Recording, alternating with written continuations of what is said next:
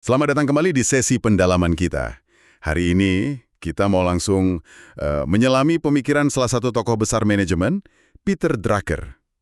Kita fokus ke bab 8 dari bukunya, The Essential Drucker. Ini isinya soal konsep penting banget. Manajemen berdasarkan tujuan dan pengendalian diri. Atau seringnya kita dengar MBO ya. Sumber kita ya langsung dari bab itu. Tujuan kita kali ini. Kita mau bongkar nih. Kenapa sih Drucker yakin banget sama pendekatan ini? Terus gimana cara kerjanya? Dan yang penting, kenapa ini bukan sekedar teknik biasa, tapi lebih ke filosofi manajemen? Nah, buat Anda semua yang lagi belajar, ini kesempatan bagus buat paham gimana caranya mengarahkan usaha, baik usaha diri sendiri atau tim, biar hasilnya tuh bener-bener nendang. Ada satu analogi dari Drucker yang menurut saya langsung kena, soal 3 tukang batu. Ditanya lagi ngapain? Yang pertama jawab, saya cari makan. Yang kedua, saya bikin pahatan batu terbaik seantero negeri. Tapi yang ketiga bilang, saya lagi bangun katedral. Nah, Drucker lihat, manajer sejati itu kayak tukang batu ketiga ini. Pertanyaannya, kok banyak manajer malah kayak yang pertama atau kedua ya? Gimana MBO ini coba bantu biar lebih banyak yang bangun katedral? Mari kita bedah bareng. Oke, kita mulai dari akarnya dulu. Sebenarnya, masalah mendasar apa sih yang coba Drucker selesaikan dengan MBO ini? Kenapa manajer, bahkan yang niatnya baik sekalipun, kok bisa gampang banget gitu kehilangan arah? Drucker itu lihat ada tantangan yang fundamental banget di dalam organisasi, apalagi yang udah kompleks ya. Usaha seorang manajer itu nggak otomatis lurus sama tujuan besar perusahaan. Kan tiap manajer punya keahlian sendiri, fokus kerja beda, kadang bias pandangnya juga beda. Nah, kalau nggak ada mekanisme yang sengaja dibuat untuk menyelaraskan ini semua, ya energinya bisa sia-sia, bisa gesekan antar bagian. Bukannya kerja sama tim, malah jadi konflik internal, itu kan destruktif. Ada bahaya dari spesialisasi yang terlalu sempit gitu. Persis kayak tukang batu kedua tadi. Bisa jadi orang jago banget di teknisnya, tapi lupa gimana keahliannya itu nyumbang ke katedralnya, ke tujuan besar organisasi. Drucker kasih contoh nyata yang menarik. Ada manajer pabrik, dia sebenarnya peduli banget sama hubungan antar orang. Tapi praktiknya malah nekenin terus soal angka beban biaya sama pentingnya ngisi formulir akuntansi dengan benar. Niatnya mungkin baik ya, mungkin biar kelihatan tegas di mata bagian akuntansi atau biar praktis aja, tapi pesannya diterima beda sama bawahannya.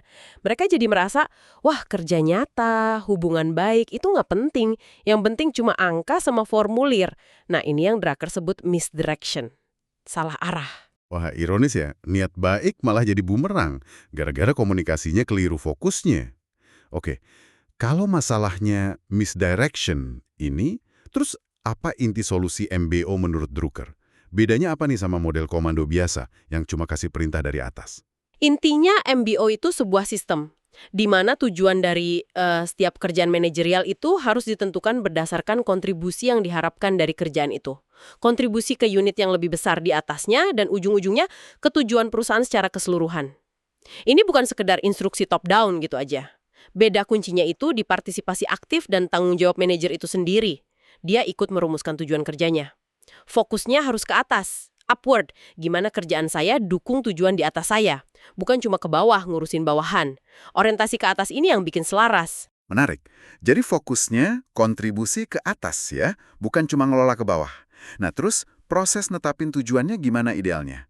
Siapa aja yang terlibat? Drucker kan nyebut ada surat manajer tuh, manager's letter. Bisa dijelasin nggak apa itu dan kenapa penting? Nah, Drucker negasin kalau tanggung jawab pertama seorang manajer itu justru ngembangin usulan tujuan buat posisinya dia sendiri. Tentu, atasannya punya hak final buat setuju atau nolak. Tapi inisiatifnya datang dari manajer itu. Dan nggak cuman itu, manajer juga harus ikut aktif ngerumusin tujuan unit yang lebih besar tempat dia jadi bagiannya. Jadi ada keterlibatan ganda gitu.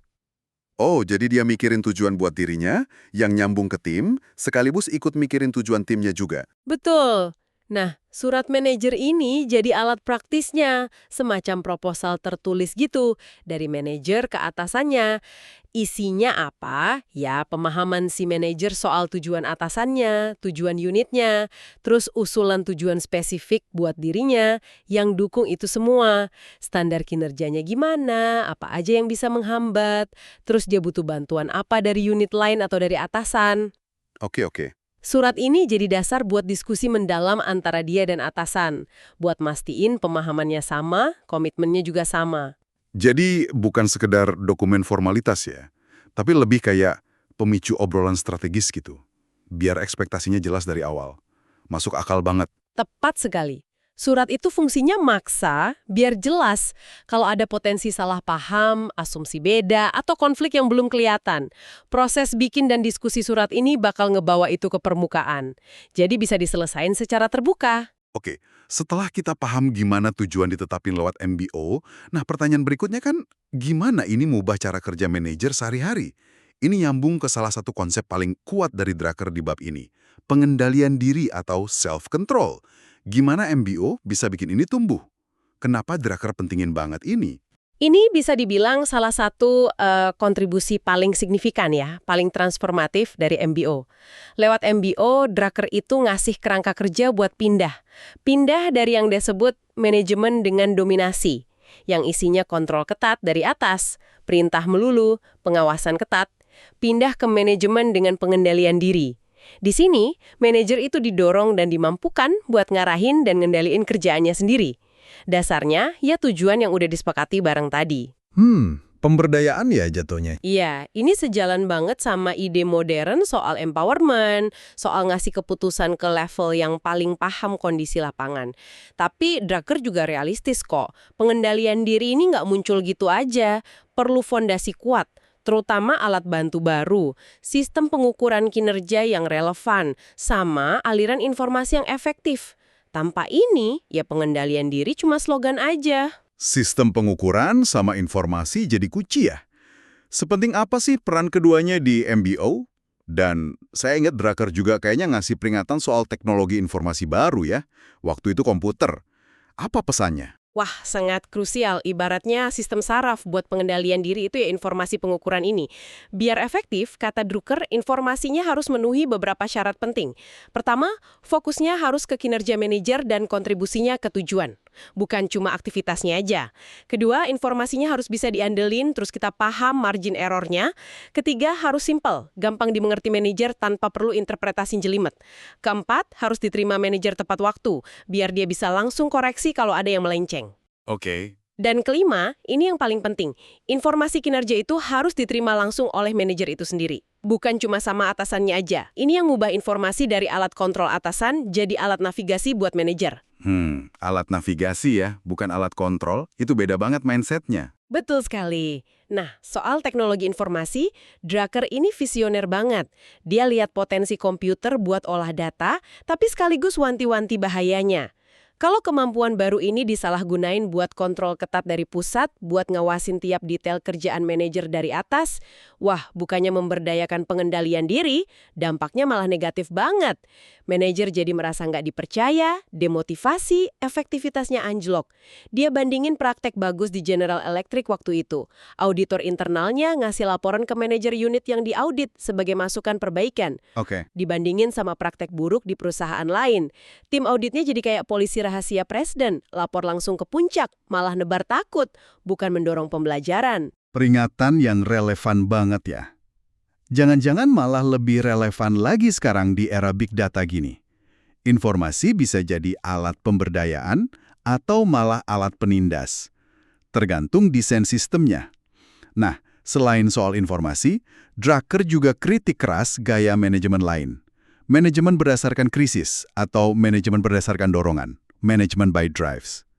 Kenapa ini dianggap buruk banget? Drucker anggap manajemen model gitu tuh gejala penyakit manajemen yang serius. Tanda kebingungan, nggak mampu merencanakan, ekspektasinya nggak jelas. Contoh klasiknya ya gerakan penghematan dadakan atau dorongan potong inventaris besar-besaran. Fokusnya jadi sempit banget ke satu isu. Seringnya ngorbanin area penting lain. Misalnya, hemat biaya tapi ngorbanin kualitas atau layanan pelanggan. Hasilnya juga biasanya cuma sementara. Nanti kalau dorongan atau krisisnya reda, masalahnya balik lagi. Yang lebih parah, ini bikin efek serigala datang. Orang jadi kebal, jadi sinis sama teriakan krisis dari manajemen. Nanti pas ada krisis beneran, responsnya malah lambat atau nggak serius. Wah, iya juga ya. Nah, MBO kan nekenin tujuan yang seimbang di berbagai area kunci ya, pasar, inovasi, produktivitas, profitabilitas, dan lain-lain. Ini dirancang buat bantu organisasi keluar dari siklus reaktif yang nggak efektif ini. Wah, ini kayak mentalitas pemadam kebakaran ya. Sibuk madamin api kecil sana-sini tapi lupa bangun struktur tahan api. Beda jauh sama MBO yang lebih sistematis. Terus gimana soal alat manajemen lain kayak laporan sama prosedur? Ini kan pasti perlu ya, tapi Drucker bilang sering disalahgunain juga. Salahnya di mana aja? Betul, laporan sama prosedur itu alat bantu, perlu. Tapi Drucker bilang bisa jadi tuan yang kejam kalau salah terapin. Kesalahan umumnya, pertama, laporan dipakai jadi alat kontrol atasan buat nangkap basah bawahan, bukan alat bantu buat si pelaksana biar paham dan bisa perbaiki kinerjanya. Kedua, jumlahnya kebanyakan, terlalu rumit, habisin waktu produktif yang harusnya bisa buat kerja. Ketiga, yang paling bahaya, laporan dan prosedur bikin orang fokusnya jadi gimana biar kelihatan bagus di laporan, bukan ke kinerja aktual, bukan ke hasil nyata. Fokus ke kosmetik ya jadinya. Nah, itu dia. Saran Drucker tuh pragmatis banget. Jumlahnya dibikin seminimal mungkin, cuma pakai laporan atau prosedur kalau emang beneran hemat waktu dan tenaga, atau perlu banget buat koordinasi.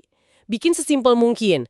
Fokus isinya cuma ke pengukuran kinerja di area kunci yang nyambung ke tujuan. Nggak usah coba ngukur semua hal. Oke. Dan prinsip utamanya, laporan itu harus dirancang sebagai alat buat orang yang nyusunnya. Buat bantu dia ngelola kerjaannya sendiri, bukan alat buat atasan yang menghakimi dia. Drucker bahkan pernah kasih saran ekstrim. Coba aja semua laporan internal ditangguhkan 2 bulan. Terus lihat, mana yang benar-benar dirindukan, yang beneran dibutuhin orang buat kerja. Cara radikal buat ngetes relevansi laporan. Prinsip alat bagi pengguna, bukan alat penghakim itu kuat banget pesannya ya. Nah, setelah kita kupas tuntas konsep Drucker ini, kita coba tarik relevansinya buat Anda, pendengar kami. Buat Anda yang terus belajar dan mau berkembang, apa makna praktisnya MBO dan pengendalian diri ini? Gimana prinsipnya bisa diterapin sehari-hari? Mungkin meskipun belum di posisi manajerial formal. Prinsip di baliknya ini universal banget kok. Berlaku di level mana aja. Bisa mulai dari refleksi pribadi. Coba tanya ke diri sendiri. Apa sih kontribusi paling penting yang bisa saya kasih di peran saya sekarang? Yang benar-benar dukung tujuan tim atau organisasi? Terus, apa 2-3 tujuan utama yang mau saya capai di periode ini, misalnya kuartal ini atau semester ini? Ini soal kejelasan arah kan? Lalu, yang penting buat pengendalian diri, gimana caranya saya bisa objektif mantau kemajuan saya sendiri ke tujuan itu? Pakai indikator apa? Saya punya akses nggak ke info yang saya butuhin buat lihat kinerja saya? Jadi ukur diri sendiri ya. Betul. Terus pikirin juga soal keselarasan. Gimana saya mastiin fokus saya ini beneran sejalan sama kebutuhan dan ekspektasi atasan, rekan kerja, atau pelanggan internal saya. Konsep surat manajer tadi bisa diadaptasi loh. Coba aja berkala mungkin tiap awal proyek atau beberapa bulan sekali. Tulis pemahaman Anda soal tujuan Anda, kontribusi yang diharapkan, standar kinerja Anda. Terus obrolin ini sama atasan atau rekan kunci. Biar nggak ada salah persepsi, dapat masukan juga. Ini cara proaktif buat kelola ekspektasi dan arahin energi sendiri. Jadi, jelas banget ya dari diskusi kita, manajemen berdasarkan tujuan dan pengendalian diri ala Drucker ini jauh lebih dalam dari sekedar netapin target angka atau KPI kuartalan. Ini benar-benar sebuah filosofi manajemen yang utuh. Filosofi yang nekenin pentingnya kejelasan tujuan dari atas sampai bawah, partisipasi aktif tiap orang buat nentuin gimana dia nyumbang ke tujuan itu, dan yang paling revolusioner menurut saya, nyiptain kondisi biar individu bisa mengendalikan diri, ngarahin usahanya sendiri, buat ngasih kontribusi yang berarti, intinya nyalurin energi bareng-bareng ke hal yang emang penting. Iya, betul. Dan sebagai pemikiran penutup nih buat Anda Hamungkan, Drucker kan bikin konsep ini puluhan tahun lalu ya, di era industri yang relatif lebih terstruktur lah. Sekarang kita hidup di dunia kerja yang jauh lebih kompleks, dinamis, banyak knowledge workers yang otonominya tinggi, terus sering kebanjiran informasi. Pertanyaannya, apakah prinsip-prinsip inti MBO soal kejelasan tujuan, partisipasi, dan terutama pengendalian diri berbasis informasi justru jadi makin krusial dan relevan di zaman sekarang? dibanding pas pertama kali muncul? Pertanyaan menarik. Dan kalau iya, apa tantangan terbesar yang Anda lihat atau Anda alami sendiri dalam upaya menerapkan semangat MBO ini, bukan cuma ritualnya ya, di lingkungan kerja Anda hari ini? Nah, itu pertanyaan buat direnungkan lebih lanjut. Terima kasih sudah menyimak sesi pendalaman kita kali ini. Sampai jumpa di eksplorasi berikutnya.